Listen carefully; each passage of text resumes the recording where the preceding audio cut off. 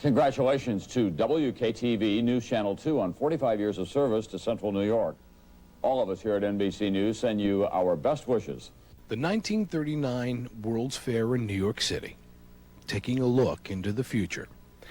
Some of what was seen never came to be, but one of the items seen in the crystal ball not only came to be, but became one of the most revolutionary inventions in history: television.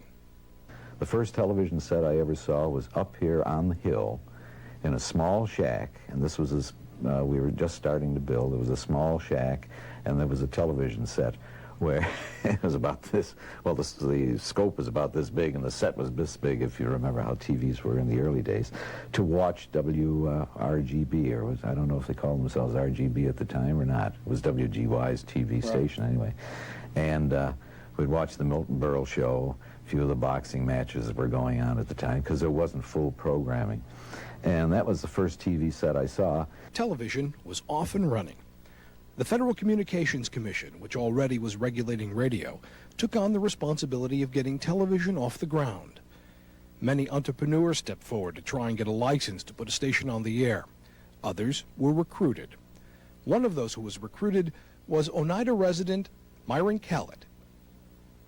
Mike Callett was in the theater business in the 20s, the 30s, the 40s, and on and on. And in the 40s, the audience on Sunday nights started dropping off.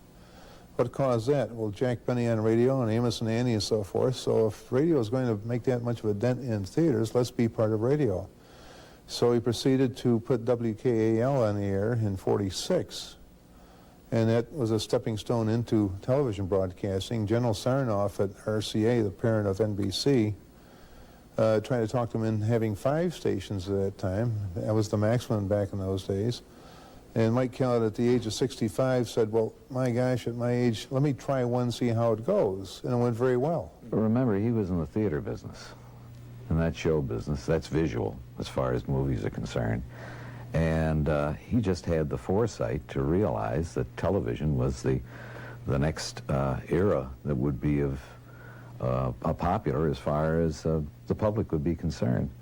And he was successful with radio and thought radio was fine, and that was his first endeavor in radio with WKAL. And it's just that I really don't know what his thinking was at the time, other than the fact that he was a very good businessman and a good showman.